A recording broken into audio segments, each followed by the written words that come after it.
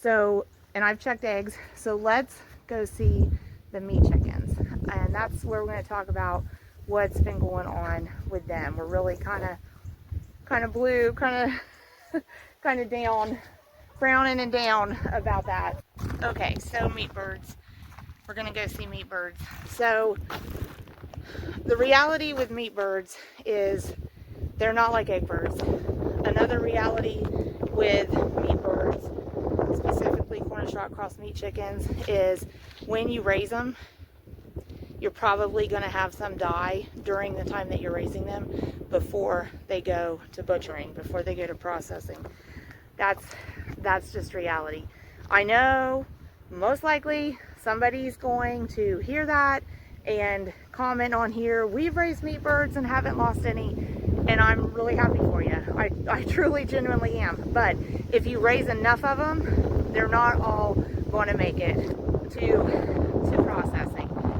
With meat birds, y'all, the goal is 0 flock loss during production. The reality is there's going to be some flock loss during production, and the worst case scenario is there's going to be a lot of flock loss during production. And it's disheartening at best. It's disheartening at best. I could envision circumstances where it could be devastating, honestly. We aren't at that point. We haven't been at that point with flocks in the past, but this flock is definitely a difficult one that we have on the floor right now. So we'll show you examples, but we've had significant flock loss in this flock.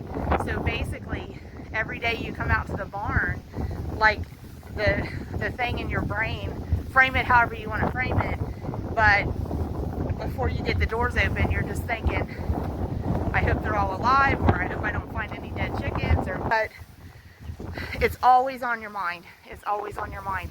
So we would have started out with approximately total in 2 subgroups that have a week age difference between them.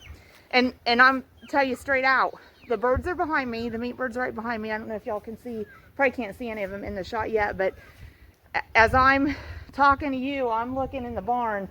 What I'm scanning for is dead birds. No joke. That's what I'm looking for. That's the first thing. We walk in.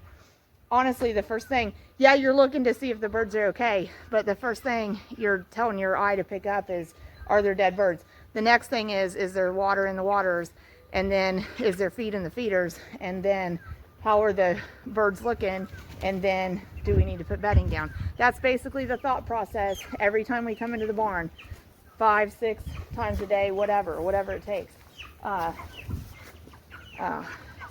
So, as I said, as I scan the barn, there is one dead. So, it hadn't been that long ago I was in this building, like 3 hours ago. Okay, but that's reality in the meat bird barn. Like I said, our goal is no loss during production.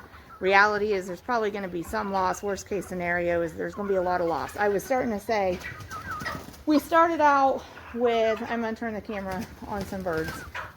These birds are 5 weeks old today. 5 weeks old today, this group, okay? They don't go to processor for a week. So this group, this subgroup will be 6 weeks old when they go to processor, which is what we want. And the ones from this group that make it are going to be great. But how many are going to make it? So that's going to be the question here, because even standing here looking at them, maybe you aren't, but I'm looking through them. I'm like, there's different ones. That one's not going to make it. That one's not going to make it. That one's not.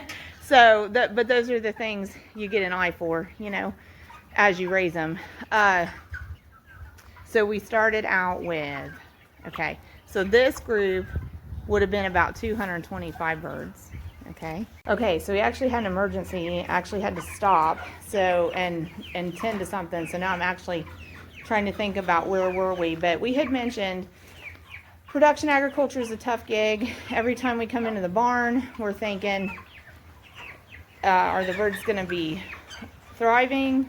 A lot of times we're thinking, are we going to find dead birds? Sometimes we're thinking, how many dead birds are we going to find today? So I don't know if I got to the point of giving you numbers. I think that might have been where I was when I observed an emergency and had to stop. But this group is This is April 16th, 2025. This group is 5 weeks old today.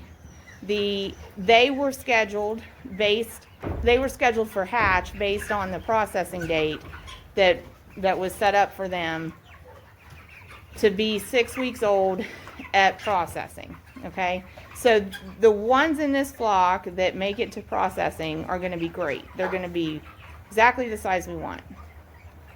Across the barrier here, this group was a group that we didn't know we were going to be able to get. We went ahead and got them with intentions to put them into the same processing date as this group, but they are 6 weeks old today, and that's really the size of bird we would want to take to the processor. This is, as far as I'm concerned, these are finished birds. I would be overjoyed to have taken them to the processor today or be taking them tomorrow. That would be awesome. But as it is, they need to go another week here on farm to get to the scheduled processing date that was set up for this group that we're planning to take this group to as well. So had we had no loss, we would have been, right around 300 birds. And we ended up, when we took on this group, asking our processor, hey, can we bring up to 300 birds? Processor said, yep, that's great. So right now, I turned in an estimate today to our processor of right now we're at about 279. And I told my processor that I estimate on the 23rd, we're hoping to bring 250. Looking at these birds, I think we've had some flock loss, and I think we're going to have more flock loss. And it's really heartbreaking to know that, not only from the animal stewardship perspective, but honestly, from the financial perspective as well. So it is what it is. When you're in production agriculture to sell the birds, that's to sell the meat from raising the birds. That's part of it, right? So anyway, so I think we'll probably be at 250, even though we're at 283 today, because like in this group, how will they do over the next week? Well, it depends on their heart muscles. It depends on their heart muscles. There's a lot of demand on the heart muscle in rapid growing livestock. So we've got that happening with this group, okay? And then in this group, even though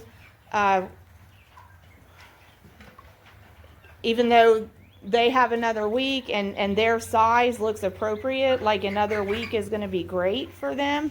As I look around this pen, I can already tell you, I can pick out birds that I'm pretty sure they're not going to make it. And like this group on the right that you just looked at that's bigger, that's a week older, part of the reason we took them in March to roll into this other subgroup was because we figured, well, it's March, cool weather season, they'll probably benefit from the extra week. Well, as it turns out, no, the extra week is going to be what word am I looking for?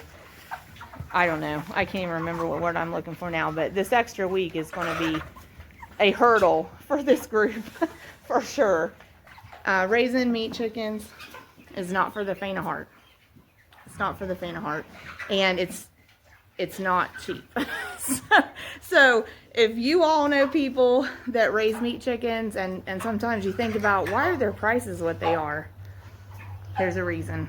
There's a reason. And if their prices aren't high enough that you're questioning why are their prices what they are, I'm going to tell you something. They're doing it as a labor of love with a lot of sacrifice. They're probably selling it at a very, very, very low profit margin that would be essentially next to clearing nothing over production costs. So anyway, it's not for the faint of heart. Production agriculture is a tough gig.